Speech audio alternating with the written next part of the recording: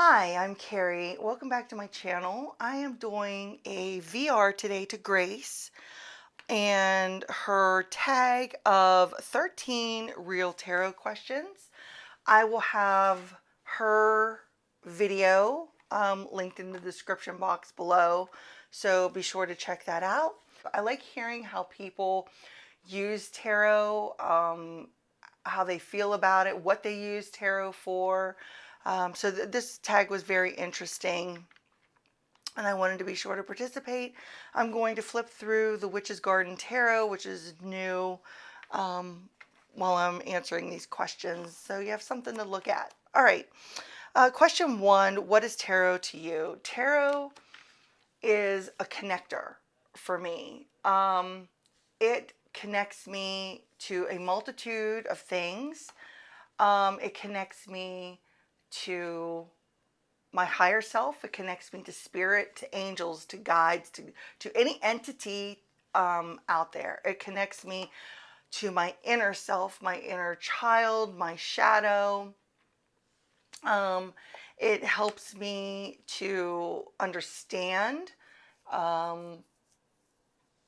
It's a teacher, I guess, because it can help me understand things that I may be going through and give me an outside perspective.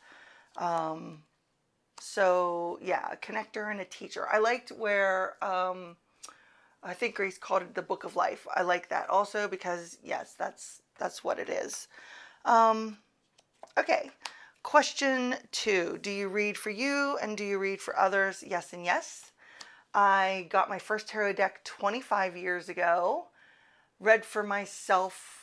I've said this on my channel a gazillion times. I predate the internet of what the internet is today.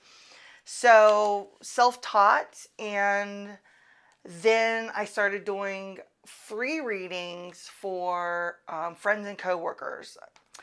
Then when message boards came around, and is anybody here that watches this old enough to remember like web TV? And if you don't, you'll have to look that up. But anyway, when message boards and that kind of thing came around, I gave free readings on there for a while. And it was 13 years ago that I started doing an actual client paid reading. And that's what I do now. Okay, question three. With what frequency do you read for yourself? I definitely read for myself every single week. Sundays are what I classify as my spiritual days. It's the days that I like to take a minute or half hour, an hour, whatever the length of time I have available to me, and pull my cards for the upcoming week. However, I have decks sitting out all over my house. My primary reading space is in my dining room, which I gave a tour of that in another video. But I have decks that sit out in here. I have decks that sit in my living room. I have decks that sit out in my bedroom. So whenever I want to read for myself, there's something available right there that I can pick up and read. So I will, if I'm, especially on, if I'm going through a frustrating situation, I will definitely grab a deck and, maybe pull one or two cards for it. So whenever I want to, I guess is the roundabout answer, but definitely in a more structured way every single week. Question 4 is, what type of reading do you do? So I have written down here, I think she was talking about like the spreads. So for myself, I typically don't use spreads. I have spreads, and I mean, every once in a while I'll pull one out and use that. But I like to read more in a story format where I'll ask a question and I will pull a card for it, and then I will base another question off of that card. And then I will pull the next card for it. And then I'll look at how the two pair together and base another question off of that and pull another card, and so on. And I just build until I feel that I have enough cards. Then I go back and I look at the reading as a whole. So if I have like 8 cards out here, I would just look over it and see, you know, what card maybe is jumping out to me, look at the cards surrounding it, and put another layer on top of that reading. That is how I generally read for myself, or I would just pull like one single card and just go from there. I don't journal the one single card pulls unless it is something really that I feel is a significant thing that I need to remember. Then I'll journal that. I do journal my card pulls are for Sundays. And that one, I just do like a little 3 card where it's the energy of the week, the lesson that's going to present itself for the week, and how to best navigate, excuse me, how to best navigate that energy. That's what my typical Sundays are. Okay, question 5. What do you typically consult tarot for? For myself, everything. There's not a, I have one thing that's another question though, but there's really no boundaries for me. I will consult for the mundane. I will consult for spiritual. I've done predictive readings for myself. I do like path working on different decks. I like to path work to see what that person in the deck has to say to me. I've done goddess, guide, ancestor. I do spirit communication through tarot for me. I do mediumship for clients without cards, but for me, I like the visual of it. So I think I talked to ancestors, and I said spirit communication. But yeah, everything else, nothing's off the table. Question 6. How do you classify yourself as a reader? Figurative, I wrote something down somewhere. Figurative by the book, literal, experiential. I tried memorizing book meanings in the beginning, and that didn't really work very well for me, because while I was trying to memorize these book meanings, I had all these other feelings and messages and images coming through, and I would try to push those away because it wasn't what the book was telling me. And once I let go and I started reading the cards intuitively and psychically, everything started to click for me. I do know the meanings of the cards, so I don't want people to think that, well, does she not know? I do know the meanings of the cards. I like the way I read. I've never had any complaints about the way I read. So I read intuitively, psychically, however you want to say it. I let life come through me. That's how I read. The messages, I'm just the translator. The messages come from somewhere else through me, out the cards. That's how I feel. So that's my answer to question 6. What type of questions do you ask tarot? Well, like I said, on Sundays, I want to know what the energy is coming forward, what lessons may come, gives me a heads up of, what I could do about it. Sometimes I ignore it altogether and whatever happens, happens. But I've asked all kinds of questions in regards to the tarot. My health, love life, finances, jobs, anything. Anything and everything. And maybe I am mixing up the questions, but that's what I have written down for that. That there's nothing off limits as far as me go, as far as my readings go, as far as me go. As far as my readings go, I will ask, whatever. Question 8. What do you never ask the tarot? I never ask the tarot about death. I don't want to know. I don't want to know when that's going to happen for me or any of my loved ones. So I don't. For client, look, I'm going to be through this deck. That's how much I've rambled. For my clients, it's a different story. I have a different set of boundaries for them. There's certain things I won't answer. Death is one. Lottery numbers.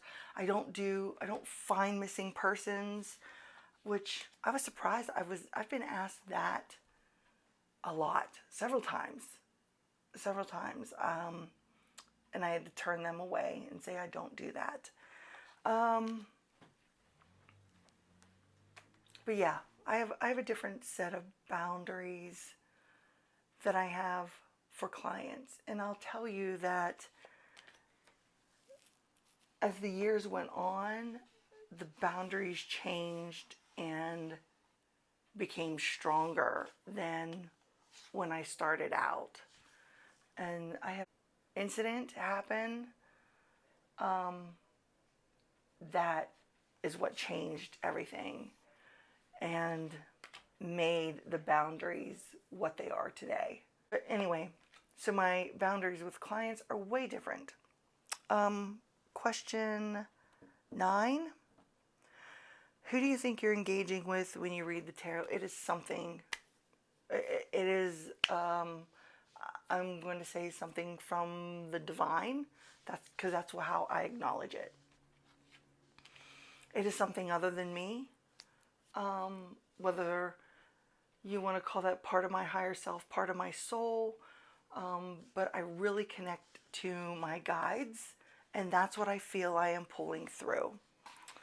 The messages aren't coming from me, they're coming through me and out the cards. So a lot of times, well, 90% of the time, when I give readings to clients, I tell them to take notes or whatever. If it's not, if it's an in-person, reading, they video it, or not video it, tape record it on their phones, because I've had clients come back to me and say, oh, you said blah, blah, blah. And a lot of times I don't remember. I don't do trance readings, but I like kind of step out of myself in order to do the reading for the client, because I don't want any of my stuff in the way. So I kind of like move myself over so the readings can come through me and for the clients. I don't read with cards for clients in person. If they're sitting right in front of me, I have a deck available if I want to, but I'm just pulling through whatever I see and whatever spirit is speaking to me and saying to me. That's how I read for them in front of me. I have pulled cards here and there for them, but mostly it's without. So the messages definitely come from my guides and from their guides. So that's what I have to say about that one. I am on question 10. What knowledge do you apply to tarot? Religion, numerology, astrology, mythology, psychology. I don't know. I apply life experience. I guess some numerology. I like to I like to look at how the characters are on the card, which is why I like cards that have images. I don't like pips. I don't. So, because I read the reading style that I have, I like to see what people are doing, which way they're looking, what's happening, things of that nature.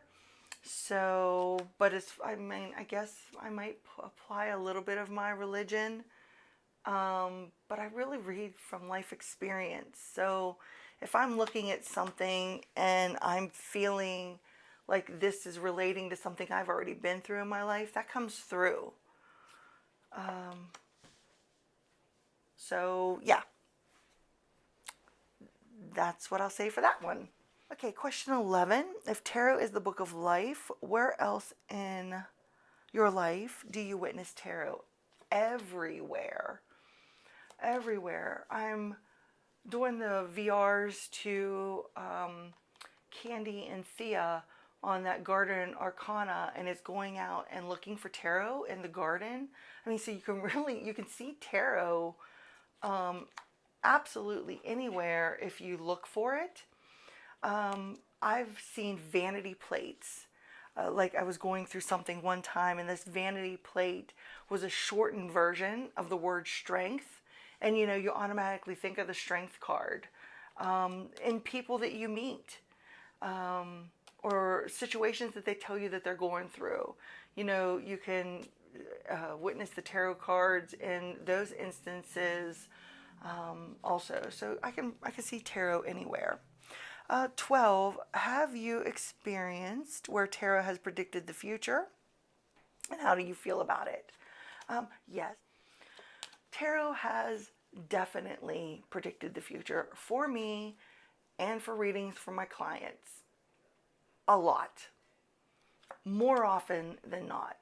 And how do I feel about it? Every single time, shocked and amazed.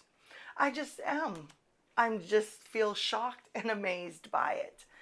When I have clients message me, like when I've done their year ahead readings, which I obviously use card or a spread for, which I don't think I mentioned that earlier. So yes, I do year ahead readings. And I get messages from them months later saying, you told me this was going to happen in this month and you won't believe blah, blah, blah. And so, yes. And I'm like, wow, no way is my response every single time.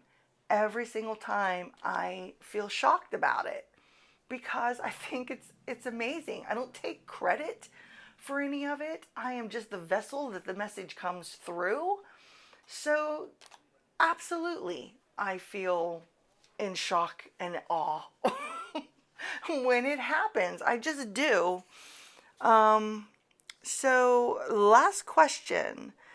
If you're a witch or a magical practitioner, how does tarot fit in your magical practice? Tarot is the backbone of my magical practice.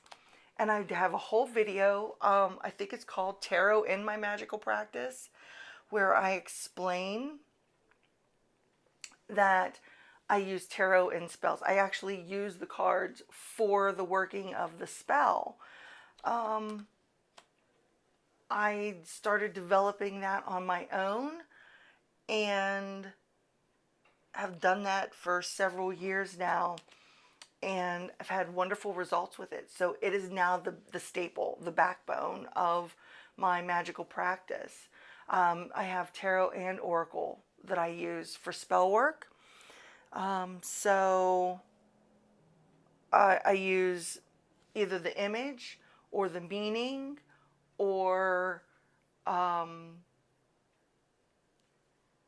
if I need like a person, for it to represent a person, I'll use a court card or a different image from a deck, and yeah, add in my candles and my herbs, and yeah, it's the staple foundation, the everything of my magical practice. Those are my answers to Grace's 13 Real Tarot question tag. Thanks so much for creating the tag. Thanks for those of you that stopped by and watched this VR today. I appreciate you being here and hanging out with me while I did this. So until I see you next time, bye.